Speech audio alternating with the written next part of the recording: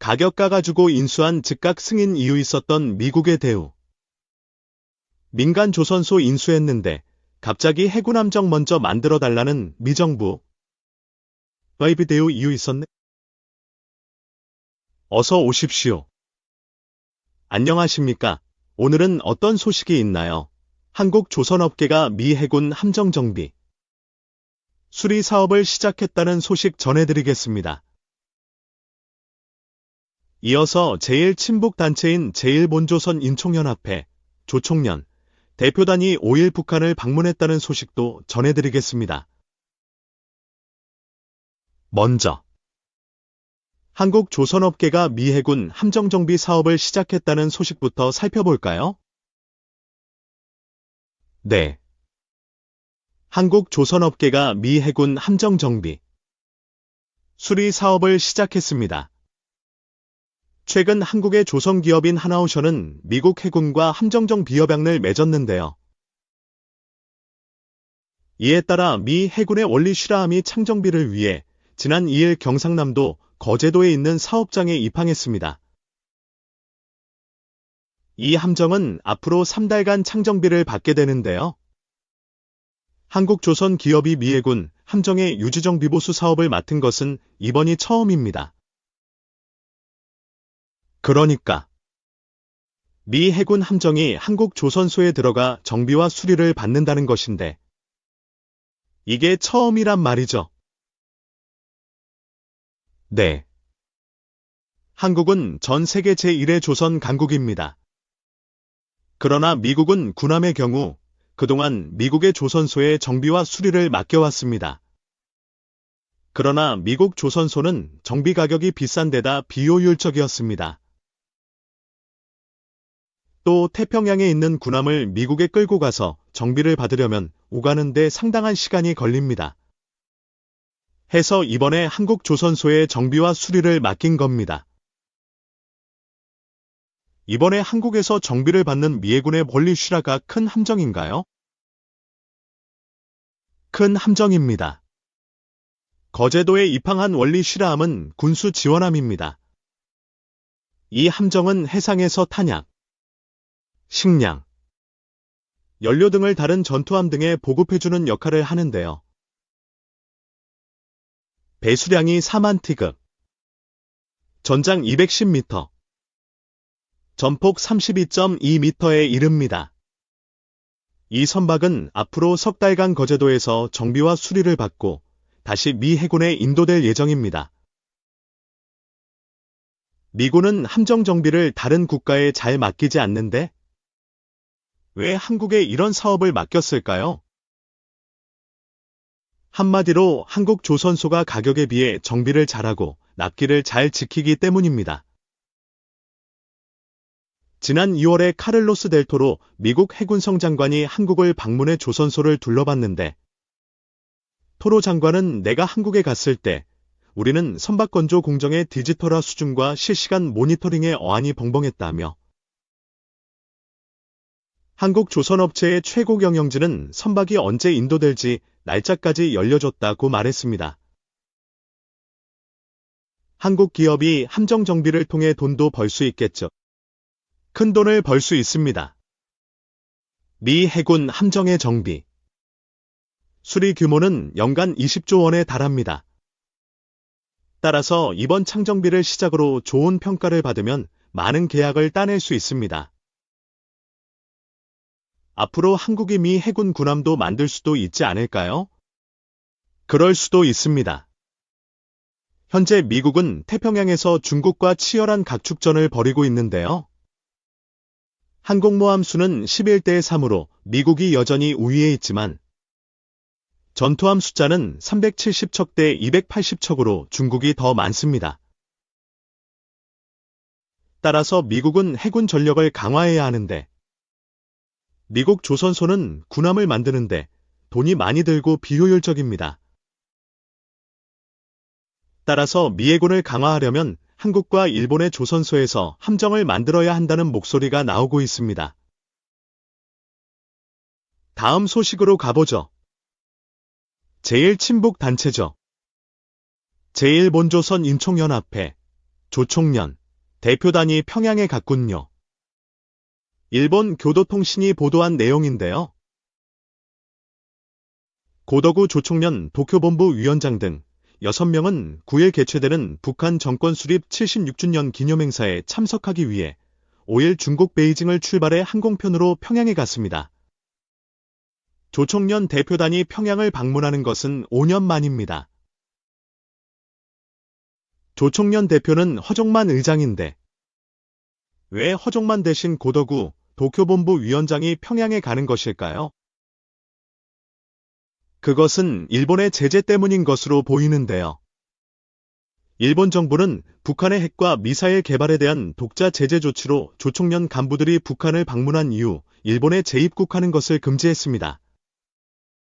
따라서 조총련은 제재 대상이 아닌 인사들로 대표단을 꾸려서 파견한 것으로 보입니다.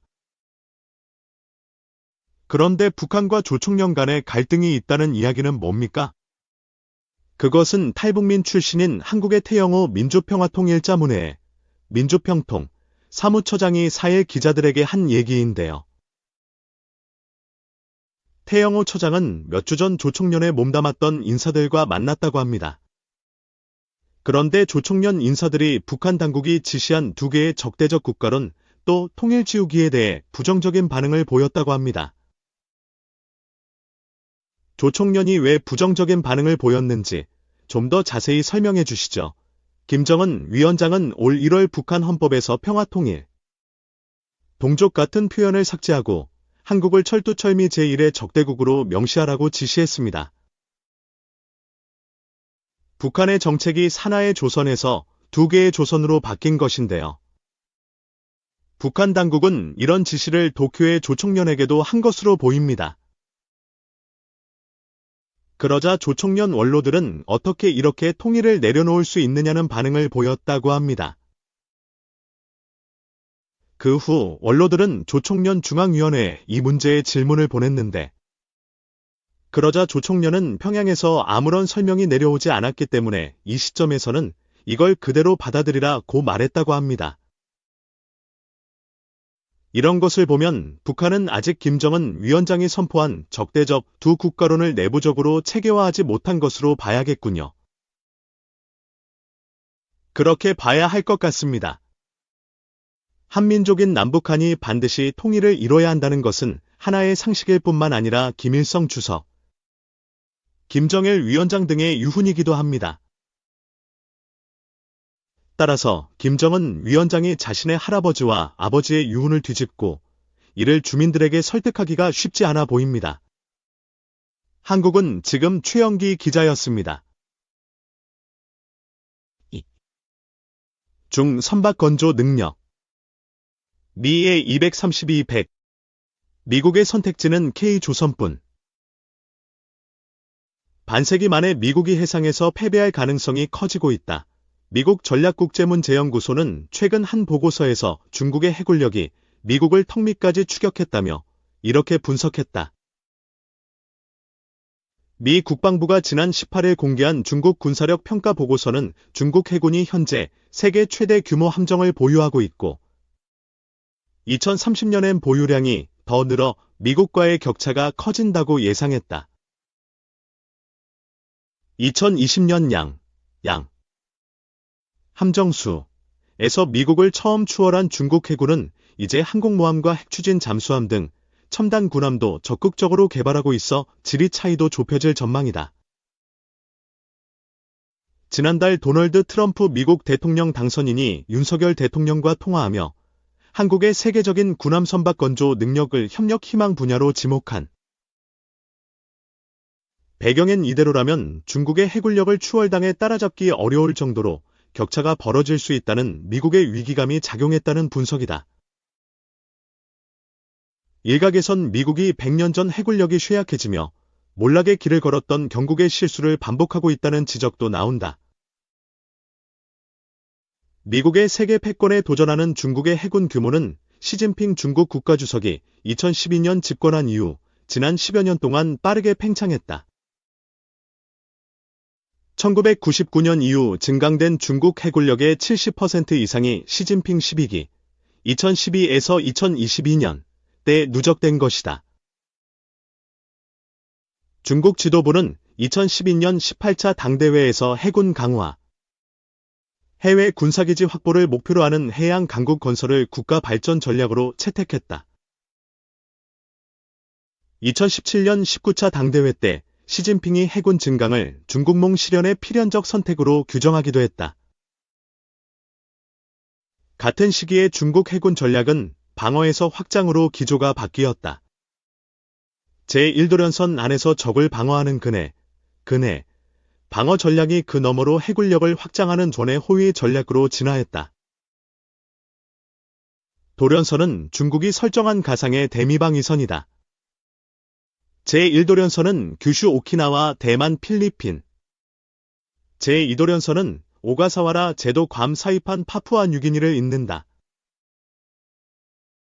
중국 해군이 제1도련선 밖으로 나아가겠다는 목표를 세운 것은 2차 대전 이후 태평양을 장악해온 미 해군의 정면으로 맞서며 남중국해부터 서태평양까지 진출하겠다는 의미다.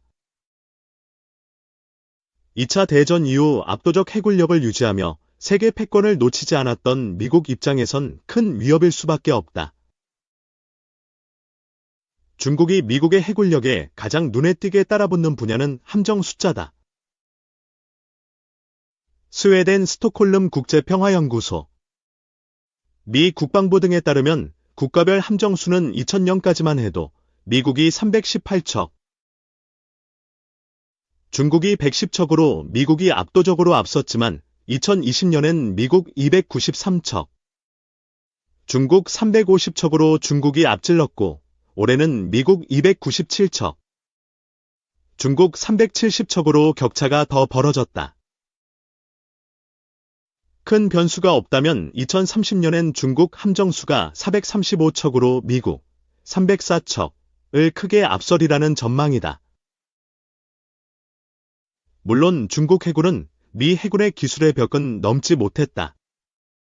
대양 해군의 상징인 항공모함 전단의 규모와 작전 능력은 중국이 미국에 매우 뒤처진다. 2030년까지 중국의 항모는 미국 11척의 절반인 6척에 불과할 전망이다. 배수량이 큰 구축함이나 순양함 등 위력적인 전투함의 보유량도 미 해군이 압도적으로 많다. 문제는 중국의 조선 능력이 미국을 압도적으로 앞서 미국이 현상 유지에만 머물 경우 중국이 양과 질 모두에서 미국을 앞설 가능성이 작지 않다는 점이다. 미국의 조선소는 현재 7곳에 불과한 반면 중국은 수십 곳에 달한다. 지난해 7월 유출된 미 해군정보국이 평가한 미중 조선업 역량을 보면 중국의 연간 선박 생산 역량이 2325만 GT, 총톤수로 미국의 최소 232배라고 평가됐다. 실제로 해군 작전의 핵심으로 분류되는 구축함의 경우 중국은 지난 10년 동안 23척, 미국은 11척을 진수했다. 장거리 항해 능력을 갖추고 있는 순양함의 경우 중국은 2017년 이후 8척을 진수했지만 미국은 한 척도 만들지 못했다. 2000년대에 들어선 중국이 미국을 긴장시킬 정도로 뛰어난 신형 핵추진 잠수함 제조에 나섰다는 사실도 최근 잇따라 공개되고 있다. 중국군은 한 척 건조에 최소 2조 원 정도가 들어가는 핵잠 개발에도 예산을 아끼지 않는다.